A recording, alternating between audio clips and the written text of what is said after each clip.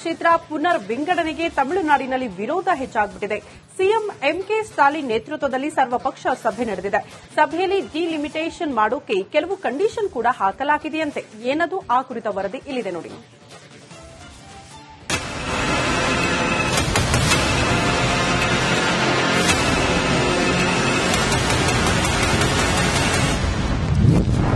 CM Stalin ನೇತೃತ್ವದಲ್ಲಿ ಸರ್ವಪಕ್ಷ ಸಭೆ.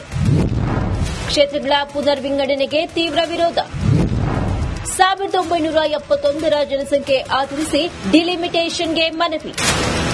ತಮಿಳುನಾಡು ಲೋಕಸಭಾ ಕ್ಷೇತ್ರ ಪುನರ್ ವಿಂಗಡಣೆ ಕುರಿತು ತಮಿಳುನಾಡು ಸಿಎಂ ಎಂಕೆ ಸ್ಟಾಲಿನ್ ಸರ್ವಪಕ್ಷ ಸಭೆಯನ್ನ ಕರೆದಿದ್ರು.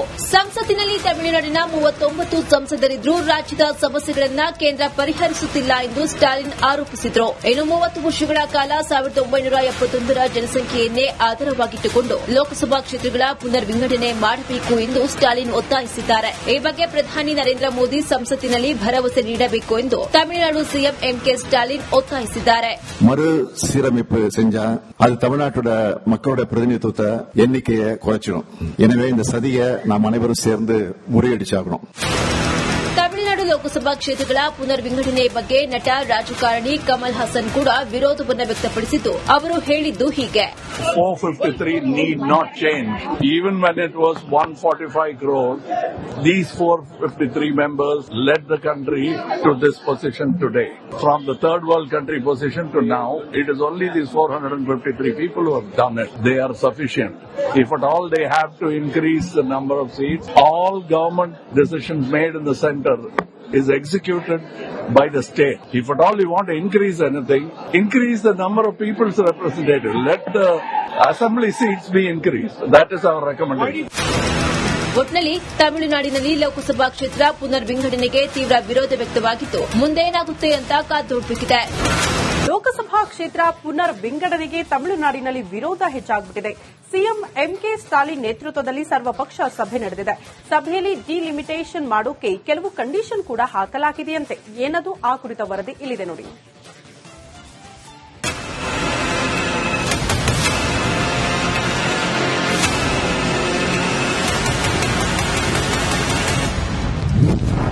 ಸಿಎಂ ಸ್ಟಾಲಿನ್ ನೇತೃತ್ವದಲ್ಲಿ ಸರ್ವಪಕ್ಷ ಸಭೆ. ಕ್ಷೇತ್ರಗಳ ಪುನರ್ ವಿಂಗಡಣೆಗೆ ತೀವ್ರ ವಿರೋಧ. 1971ರ ಜನಸಂಖ್ಯೆ ಆಧರಿಸಿ ಡಿಲಿಮಿಟೇಷನ್ಗೆ ಮನವಿ. ತಮಿಳುನಾಡು ಲೋಕಸಭಾ ಕ್ಷೇತ್ರ ಪುನರ್ ವಿಂಗಡಣೆ ಕುರಿತು ತಮಿಳುನಾಡು ಸಿಎಂ ಎಂಕೆ ಸ್ಟಾಲಿನ್ ಸರ್ವಪಕ್ಷ ಸಭೆಯನ್ನ ಕರೆದಿದ್ರು. ಸಂಸತ್ತಿನಲ್ಲಿ ತಮಿಳುನಾಡಿನ 39 ಸಂಸದರಿದ್ರು. ರಾಜ್ಯದ ಸಮಸ್ಯೆಗಳನ್ನ ಕೇಂದ್ರ ಪರಿಹರಿಸುತ್ತಿಲ್ಲ ಎಂದು ಸ್ಟಾಲಿನ್ ಆರೋಪಿಸಿದ್ರು. ಇನ್ನು 30 ವರ್ಷಗಳ ಕಾಲ 1971ರ ಜನಸಂಖ್ಯೆಯನ್ನೇ ಆಧಾರವಾಗಿಟ್ಟುಕೊಂಡು ಲೋಕಸಭಾ ಕ್ಷೇತ್ರಗಳ ಪುನರ್ ವಿಂಗಡಣೆ ಮಾಡಬೇಕು ಎಂದು ಸ್ಟಾಲಿನ್ ಒತ್ತಾಯಿಸಿದ್ದಾರೆ. ಈ ಬಗ್ಗೆ ಪ್ರಧಾನಿ ನರೇಂದ್ರ ಮೋದಿ ಸಂಸತ್ತಿನಲ್ಲಿ ಭರವಸೆ ನೀಡಬೇಕು ಎಂದು ತಮಿಳುನಾಡು ಸಿಎಂ ಎಂಕೆ ಸ್ಟಾಲಿನ್ ಒತ್ತಾಯಿಸಿದ್ದಾರೆ. மறு சீரமைப்பு செஞ்சா அது தமிழ்நாட்டோட மக்களோட பிரதிநிதித்துவத்தை எண்ணிக்கையை குறைச்சிடும். எனவே இந்த சதியை நாம் அனைவரும் சேர்ந்து முறியடிச்சாகணும். ತಮಿಳುನಾಡು ಲೋಕಸಭಾ ಕ್ಷೇತ್ರಗಳ ಪುನರ್ ವಿಂಗಡಣೆ ಬಗ್ಗೆ ನಟ ರಾಜಕಾರಣಿ ಕಮಲ್ ಹಾಸನ್ ಕೂಡ ವಿರೋಧವನ್ನು ವ್ಯಕ್ತಪಡಿಸಿದ್ದು ಅವರು ಹೇಳಿದ್ದು ಹೀಗೆ. 453 need not change. Even when it was 145 crore, these 453 members led the country to this position today. From the third world country position to now, it is only these 453 people who have done it. They are sufficient. If at all they have to increase the number of seats, all government decisions made in the center is executed by the state. If at all you want to increase anything, increase the number of people's representatives. Let the assembly seats be increased. That is our recommendation. ಒಟ್ನಲ್ಲಿ ತಮಿಳುನಾಡಿನಲ್ಲಿ ಲೋಕಸಭಾ ಕ್ಷೇತ್ರ ಪುನರ್ ವಿಂಗಡಣೆಗೆ ತೀವ್ರ ವಿರೋಧ ವ್ಯಕ್ತವಾಗಿದ್ದು ಮುಂದೇನಾಗುತ್ತೆ ಅಂತ ಕಾದುನೋಡಬೇಕಿದೆ. ಲೋಕಸಭಾ ಕ್ಷೇತ್ರ ಪುನರ್ ವಿಂಗಡಣೆಗೆ ತಮಿಳುನಾಡಿನಲ್ಲಿ ವಿರೋಧ ಹೆಚ್ಚಾಗುತ್ತಿದೆ. ಸಿಎಂ ಎಂಕೆ ಸ್ಟಾಲಿನ್ ನೇತೃತ್ವದಲ್ಲಿ ಸರ್ವಪಕ್ಷ ಸಭೆ ನಡೆದಿದೆ. ಸಭೆಯಲ್ಲಿ ಡಿಲಿಮಿಟೇಷನ್ ಮಾಡೋಕೆ ಕೆಲವು ಕಂಡೀಷನ್ ಕೂಡ ಹಾಕಲಾಗಿದೆಯಂತೆ. ಏನದು ಆ ಕುರಿತ ವರದಿ ಇಲ್ಲಿದೆ ನೋಡಿ.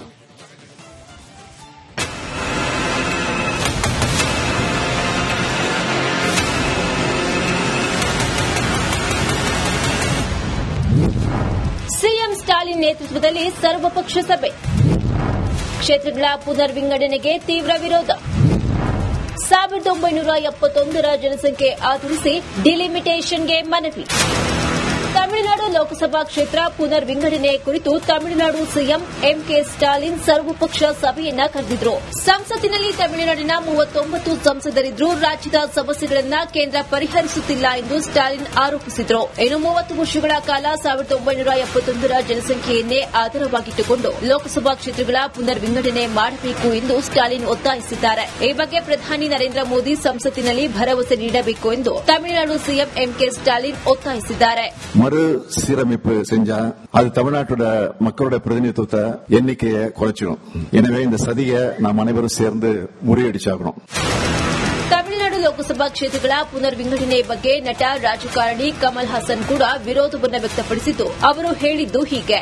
453 need not change. Even when it was 145 crore, these 453 members led the country to this position today. From the third world country position to now, it is only these 453 people who have done it. They are sufficient.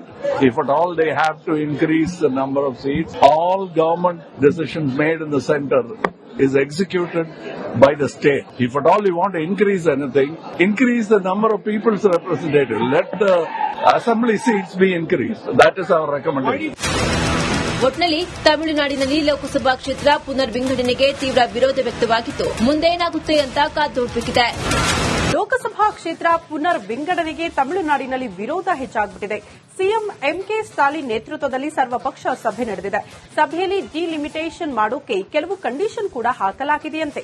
ಏನದು ಆ ಕುರಿತ ವರದಿ ಇಲ್ಲಿದೆ ನೋಡಿ.